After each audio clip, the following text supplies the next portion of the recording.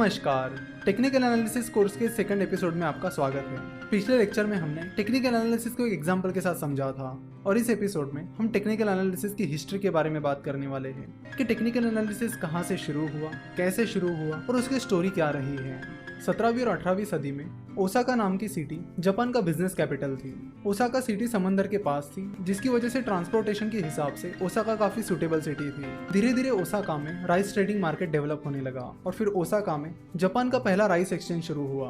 अब Osaka Japan का इकलौता राइस एक्सचेंज होने की वजह से फार्मर्स दूर दूर से अपना राइस बेचने के लिए ओसाका आते थे और राइस ट्रेडर्स दूर दूर से ओसाका जाते थे राइस की ट्रेडिंग करने के लिए। तो जब मुनेहिसा होमा राइस ट्रेडिंग करने के लिए ओसाका जाने लगा तो उसने ऑब्जर्व किया कि वहाँ के जो ट्रेडर्स थे और फार्मर्स थे उन्हें राइस की प्राइस प्रेडिक्ट करने में बड़ी दिक्कत आ रही है।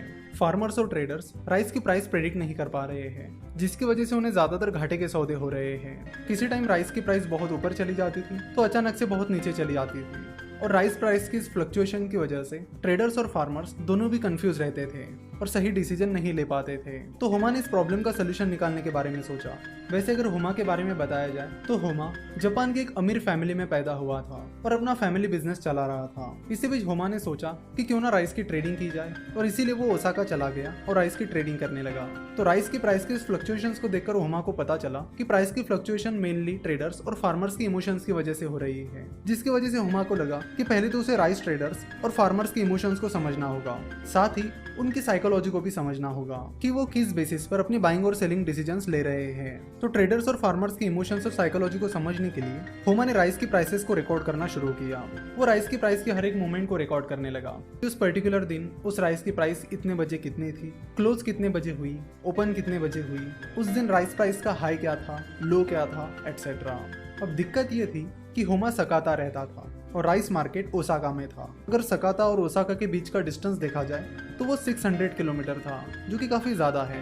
तो अब राइस प्राइस की मूवमेंट को ट्रैक करे तो कैसे? हर टाइम ओसाका में रहना होमा के लिए पॉसिबल नहीं था, तो उसे लगा कि उसे कुछ ऐसा सिस्टम बिठाना चाहिए जिससे वो राइस प्राइस की हर एक मूवमेंट को ट्रैक कर सके।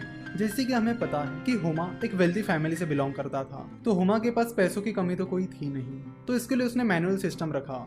उसने ओसाका और सकाता के बीच हर 6 किलोमीटर की दूरी पर अपना एक आदमी खड़ा किया और उनके हाथ में कुछ झंडे दिए। तो उन झंडों की मदद से वो कुछ सिग्नल्स देते थे और फिर उन सिग्नल्स की मदद से होमा राइस प्राइस की मूवमेंट्स को ट्रैक करता था। अपने सिस्टम की मदद से होमा सकाता में बैठकर राइस प्राइस की मूवमेंट को ट्रैक कर पाता था। वो पता कर पाता था कि ओसाका में क्या चल रहा है, शेयर की प्राइस ऊपर जा रही है या नीचे जा रही है। और कई टाइम तक वो राइस प्राइस की मूवमेंट को ट्रैक करता रहा।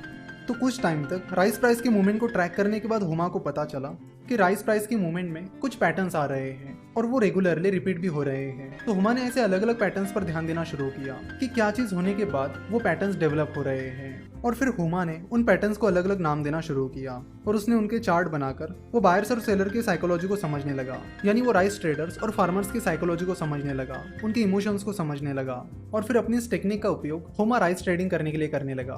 उन चार्ट्स की मदद से और उन पैटर्न्स की मदद से वो अपनी बाइंग डिसीजन और सेलिंग डिसीजन लेने लगा और राइस मार्केट में ट्रेड करने लगा। अपने इस टेक्निक का उपयोग करके होमा एक सक्सेसफुल ट्रेडर बना। कहा जाता है कि होमा ने लगातार 100 ट्रेड्स में प्रॉफिट हासिल किया था। होमा की इस सक्सेस को देखकर और इस ट्रेडिंग स्टाइल को देखकर बाकी ट्रेडर्स भी होमा की स्टाइल को फॉलो करने लगे। वो भी होमा की तरह चार्ट्स बनाने लगे और होमा के पैटर्न्स को समझने लगे और इन्हीं पैटर्न्स का उपयोग करके वो भी अपनी बाइंग और सेलिंग डिसीजन लेकर राइस मार्केट में ट्रेड करने लगे। तो होमा की ये स्ट्रेटेजी और होमा ने डेवलप किए हुए ये पैटर्न्स ही जापानीज कैंडलस्टिक चार्ट का बेस है। बाद में इसी टेक्निक को यानी कैंडलस्टिक टेक्निक को अलग अलग चीजों की ट्रेडिंग के लिए इस्तेमाल किया गया और बाद में ये चीज स्टॉक ट्रेडिंग में भी आ गई। ट्रेडर स्टॉक ट्रेडिंग में शेयर की पिछली प्राइसेस का एनालिसिस करने लगे और उन पैटर्न्स की मदद से वो फ्यूचर प्राइस को प्रेडिक्ट करने लगे। तो ये है टेक्निकल एनालिसिस की हिस्ट्री, जिसमें मुनेहिसा होमा ने जापानीज कैंडलस्टिक चार्ट की मदद से राइस प्राइस को प्रेडिक्ट करना शुरू किया था और अब यही टेक्निक स्टॉक मार्केट में भी चल रही है। तो जो मेथड होमा ने यूज की वो ये थी कि किसी भी चीज की प्राइस मूवमेंट की हिस्ट्री को आप ट्रैक करिए और उसकी मदद से फ्यूचर को प्रेडिक्ट कीजिए, जिससे आपको ट्रेडर्स के इमोशंस और साइकोलॉजी को समझने में मदद मिलती है। साथ ही शॉर्ट टर्म में शेयर प्राइस कहाँ जा सकती है इसकी कुछ बेसिक आइडिया मिल सकती है। आशा करता हूँ कि आपको आज का एपिसोड पसंद आया होगा और टेक्निकल एनालिसिस की हिस्ट्री अच्छे से समझ आई होगी। यहाँ से आगे हम जापानीज कैंडल्स के बारे में बात करेंगे कि कैंडल क्या होती है, उनके कौन कौन से पैटर्न्स होते हैं और किस पैटर्न का क्या मीनिंग होता है और वो पैटर्न क्या इंडिकेट करता है।